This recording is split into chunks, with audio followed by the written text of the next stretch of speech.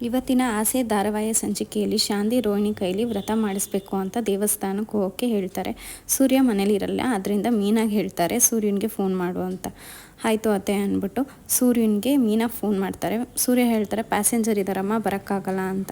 ಆದರೆ ಸೂರ್ಯನಿಗೆ ಮೀನಾ ಬರಲೇಬೇಕು ಅಂತ ಹೇಳ್ತಾರೆ. ಸರಿ ಅಮ್ಮ ಆಯಿತು ಬರ್ತೀನಿ ನೋಡ್ತೀನಿ ಅಂತ ಸೂರ್ಯ ಹೇಳ್ತಾರೆ.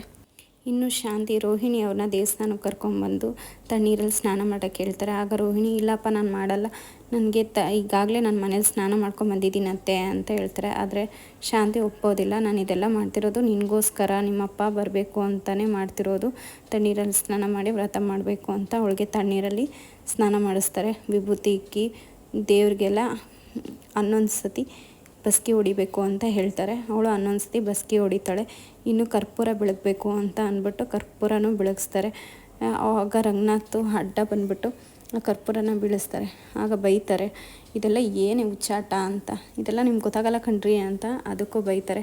ಇನ್ನು ಕರ್ಕೊಂಬಂದು ದೇವಸ್ಥಾನದ ಹತ್ರ 3 ಸುತ್ತ ಹಾಕು ಅಂತ ಹೇಳ್ತಾರೆ. ಅದೇ ಟೈಮಲ್ಲಿ ಮನೋಜಗೆ ಕಾಲ್ ಬರುತ್ತೆ. ಮನೋಜ ಈಚೆ ಹೋಗ್ತಾರೆ. ಆಗ ಛಾಯಾ ಈಚೆ ಕಡೆ ಫೋನಲ್ಲಿ ಮಾತಾಡ್ಕೊಂಡು ನಿಂತಿರ್ತಾರೆ. ಅದನ್ನು ಮನೋಜ ನೋಡಲ್ಲ. ಆದರೆ ಛಾಯಾ ಮನೋಜನ ನೋಡಿ ಔಸ್ಕೊತಾಳೆ. ಕಾರೊಳಗಡೆ ಹೋಗಿ ಕೂತ್ಕೊತಾರೆ. ಇನ್ನು ರೋಹಿಣಿ ವ್ರತ ಎಲ್ಲ ಮುಗಿಸ್ತಾರೆ.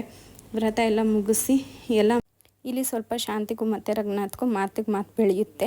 ಆಮೇಲೆ ಶಾಂತಿ ರೋಹಿಣಿನ ಕರ್ಕೊಂಡು ದೇವಸ್ಥಾನದ ಹತ್ರ ಅರ್ಚಕ್ರ ಹತ್ರ ಹೋಗ್ತಾರೆ. ಇನ್ನು ಅರ್ಚಕರು ವ್ರತದಲ್ಲಿ ಹೇಗಿರಬೇಕು, ನಿಯಮ ಪಾಲಿಸಬೇಕು ಅಂತ ಹೇಳ್ತಾರೆ. ಇನ್ನು ಅವ್ರ ತಂದೆಗೆ ಅರ್ಚನೆ ಮಾಡಿಸ್ಬೇಕು ಅಂತ ಅವ್ರ ಹೆಸರು, ಜಾತಕ, ಅವ್ರದ್ದು ಎಲ್ಲ ಕೇಳ್ತಾ ಇದ್ದರೆ ರೋಹಿಣಿ ಏನೂ ಮಾತಾಡದೆ ಸುಮ್ಮನೆ ನಿಲ್ತಾರೆ. ಇಲ್ಲಿಗೆ ಇವತ್ತಿನ ಸಂಚಿಕೆ ಮುಗ್ದೋಗುತ್ತೆ. ಮುಂದಿನ ಸಂಚಿಕೆ ಛಾಯಾ ಮತ್ತು ರೋಹಿಣಿ ಇಬ್ಬರು ಎದುರು ಬದ್ರು.